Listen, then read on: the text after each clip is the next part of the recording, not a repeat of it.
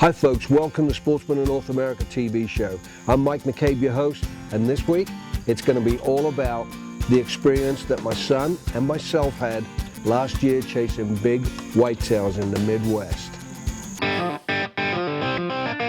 Get ready.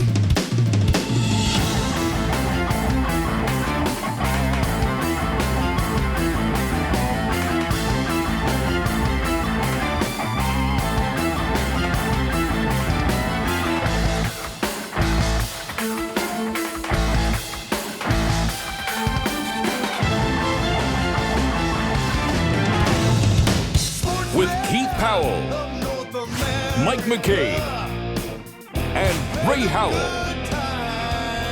Get ready for Sportsman of North America. You're taken to the outdoors. This segment is brought to you by Downwind Sense. Well folks, I don't know about you guys, but for us, it was a tough year, wasn't it? Yeah. I tell you, the weather, and I know it's easy to blame it on the weather all the time, but throughout the Midwest, we had horrendous rains, and then it turned off hot, and it was miserable.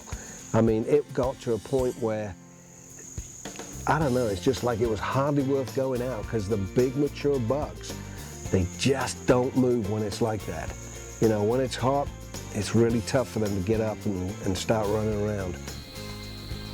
Hi folks, it's October 4th, and we're sitting over the top of one of our food plots that we've put in. I talked about this earlier on in one of our shows, how we've utilized the corner of the field, and that's exactly what we've done. And this food plot's come up, and it's being hammered. We've got a trail camera out here, and we've got great photos of a real nice buck. He's using this. We've got him on this situation, and in our other food plot, real nice deer. He's got 6 points on one and 5 on the other. This must probably be a 160-inch class deer, but I'd like to get a closer look at him, so we're out here. Temperatures come up a bit. Last week, it got down into the 30s of a low. Right now, we're looking at 50s of a low, but it's up about 70 degrees right now. So we're in here in t-shirts, which is nice, but I'm not used to hunting in weather like this. But who knows? Early season, we got standing beans right next to us. So let's see what happens. We've got lots of sign in this little food plot right here. I've been seeing a real good buck. He's a typical 10 with a split G2. We've got a ton of trail cam pictures on those Bushnell cameras. And we've got a couple other good bucks out here. It's a little bit windy right now, but the weather's just dropped. Temperatures just dropped, and hopefully, with a little bit of luck, we might see something.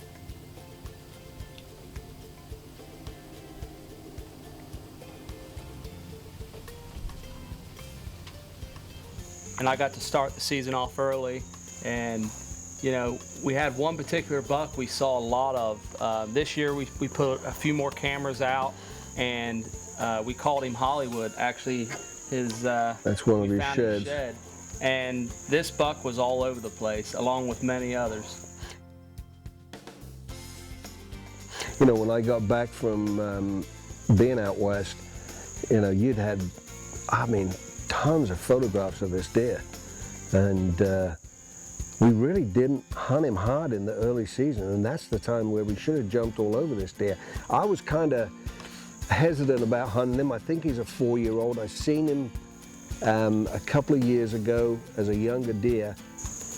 Now the buck that I'd made my mind up to hunt was the same buck as I dedicated last year's season to, and that was that big 12 point.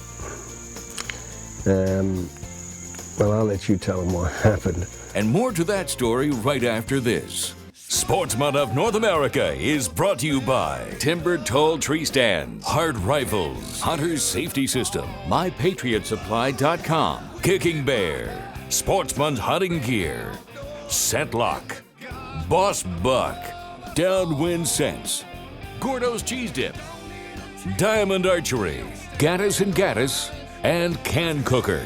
We are the only online hunting community that gives away a free hunt every week. It's only a mouse click away to sign up at www.sportsmanna.com. And while you're there, get a free subscription to our online magazine, The Outpost. Welcome back. This segment is brought to you by Boss Buck. Sportsman of North America has given away over $1 million in hunts and prizes. If you'd like a chance to win prizes too, like us on Facebook. Mike and Luke have been talking about their 2011 season, and Luke's about to break the news. Yeah, we were down in the basement for your birthday, and our neighbor, John, he said, I found this buck. I hunted this deer for 1.5 years almost. So we went over there, and he opened his garage door, and I about threw up. You should have seen this thing. I mean, this is a buck of a lifetime for a lot of people, including myself. It was the 12 point that he was hunting, and it's a giant, absolute giant. And I found out December 6th, the day after my birthday. So I couldn't stomach to tell him, you know, the day of his birthday and ruin his birthday for him. So I had to tell him, you know, the next day. He couldn't bring himself to tell me during my birthday, so we was actually getting ready to film an open and a close like we do, you know, right here. Yeah. And you said, we got to get something sorted out right off the bat. Oh God, I was sick. It's a fantastic deer. And I never got the opportunity to draw my bow back on him. I see him the one time.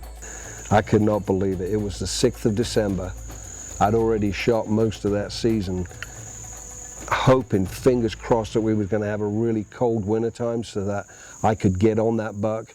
And that one glimpse, that just one single glimpse, put it in here that I had to try to kill this buck. And I passed up some awful good bucks during that period of time when I was hunting him. I mean, when it's down in the single digits and the zeros, you know, I just bundle up and get out there because you know you're going to see them. And that's what I was hoping on. I was banking on that for my season. Unfortunately, my neighbor John, he strolled up on it one day over on his property. And that was the end of the quest for the tall tine buck. That's prime time. I just got back from Wyoming, and Luke's had a couple of chances to go out, but it's been really hot. But this is prime time right now, 6th of November. I've killed a lot of big bucks between the 2nd and the 7th or 8th. So this is kind of prime time, and that buck right there, I knew he was a decent deer. I couldn't see him in the camera, but I knew he was a decent deer because he's a decent sized body. I remember I was actually filming for you that day, and we went out, and you put a rattle sequence together, and you actually rattled this buck in right here. These younger deer are chasing. We had two bucks up top chasing like hell yesterday. So hopefully today it's going to be a good one. Look forward to this being a nice buck.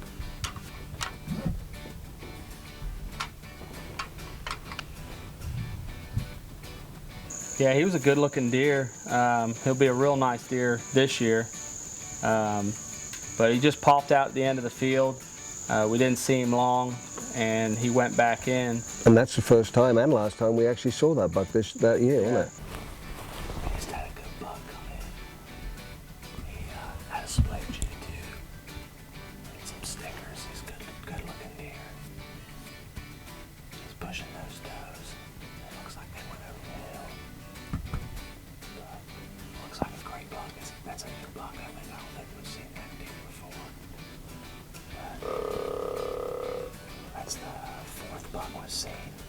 It's the first shooter though. And that was kind of the beginning of the rut, and it really started to kick in. We're going to try out some downwind scents. A bucking rut and tarsal gland. We just set this decoy up. We're in the, it's November 9th. They're really starting to push these does, so we're going to try to use this decoy to bring them in. So let's see what happens. And we're ready. We just laid a scent trail right here. I've just laid this scent trail. We've got a southwest wind blowing this way. So I'm laying this scent trail across the wind. What's going to happen, hopefully, we're going to bring a buck up into this area and he's going to see our decoy, and then we're going to get it on.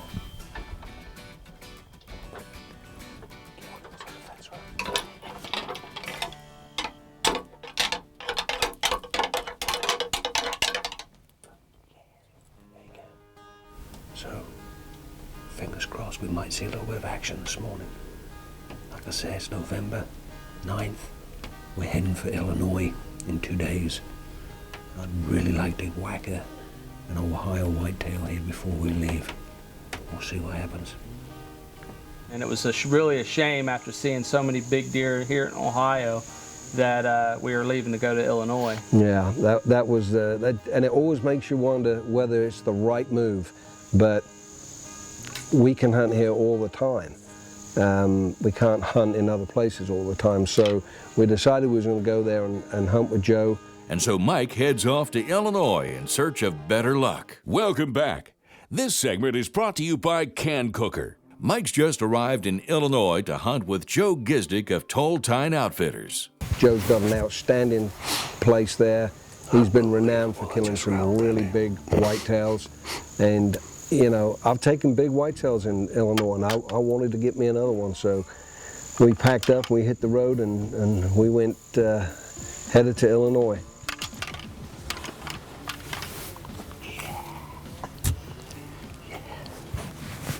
Rattled in a giant. He's about 2 yards from us. No big bucks. Can't get on any big bucks. I told you rattling works, didn't I? See, I was thinking there's a couple trees right in there, right beside it for the hang on. There's another one right back in there. Not gigantic tree. It might be better in that corner.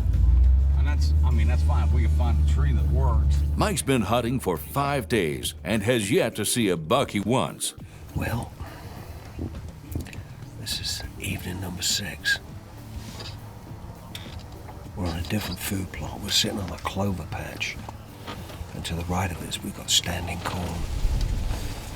I think we have a bedding area over here. And they're coming in, they're jumping this fence row and coming into this corn. So, new place, hopefully new luck, because we really need it badly. There he is. Ah, he's a little one. Yeah, this little piddly one. We just had a young buck across this open field right here from that bedding area.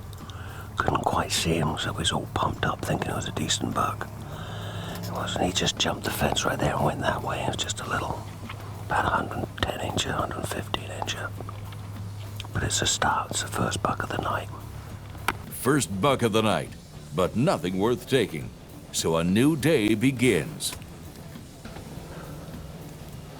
It's an old buck. It's one of the bucks Joe says they'll be in this area. It might take it out.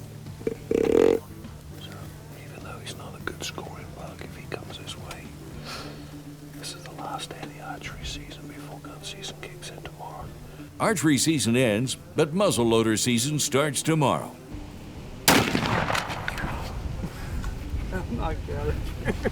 Knocked it off my head.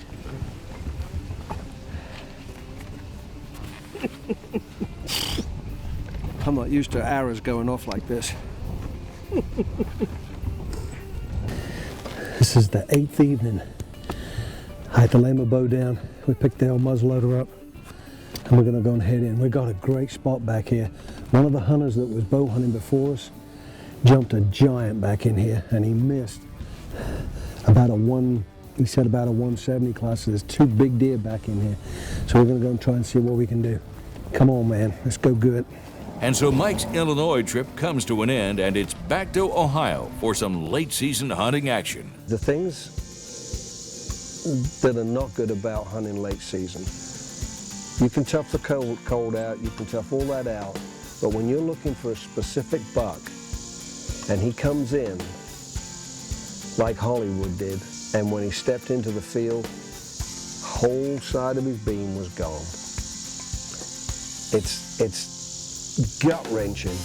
I've seen some good bucks. Unfortunately, a lot of deer that I've got that have actually given me opportunity have got broken off tines, and I'm not about to shoot a big deer with busted tines. So we'll see what we can do. I mean, that happened on a hunt that I had with a buck called the Leaning G3 buck. That's a real nice 8-point. But he's busted off a G2 on the one side. It's a good buck though, about 21 inches spread. Now this buck was a wide dude. He was 21 inches plus wide. I passed him up when I was looking for the big 12. I passed that buck up. And then later on in the season, I think I had several encounters with younger bucks that night, but then I had an encounter with the Leaning G3 buck. Guess what happens? He walks in, no brow tine, no G2. I'll not mess with him. Next year he'll be a stomper. It's the 19th of December. And I tell you what, this has been the toughest year to get on a shooter. It's been crazy. The rut was warm, windy. And now we're in December 19th. We should have snow on the ground. And it's 40s, 50s. It's not good weather. We're close to the end of the season, and someone has got to get a buck this year. Welcome back. We're down to the wire. Let's see if the boys can get it done. So we're now into mid-January, and, you know, it's just been tough hunting. We had a lot of warm weather, so these big bucks just weren't moving. And it just gets really frustrating because, you know, when we do have good deer in front of us, they got busted tines, and then, you know, and then we've got the weather we're fighting, so it makes it hard to stay out there, but that's all you can do is just, you know, stay out there and stick with it. I was filming, and, you know, the deer were moving. We weren't seeing any giants, but we noticed a buck had popped out kind of midfield, and, you know, he was out there for quite a while. And I started looking, and, you know, he had some good tines on him. You know, not a giant by any means, but I started thinking to myself, you know, we're getting close to the end of the season. My season was going to be cut short because me and my wife was going on a cruise. So I said, you know, I've only got about a week left, and this is a respectable deer. So I said to Dad, I said, you know, how about we switch up and I'll take this deer. Hand me the bow. We tried to get switched up, and It took forever because it was quiet that day. We missed a little bit of footage. Unfortunately, we didn't get a whole lot of the pre-roll of the deer coming in. Just keep still. And I had to freehand it too. We couldn't get it moved off of the tripod, so we pulled it off the tripod, and now I'm trying to freehand it. It's a little rough, you're gonna have to excuse it, but we got it done.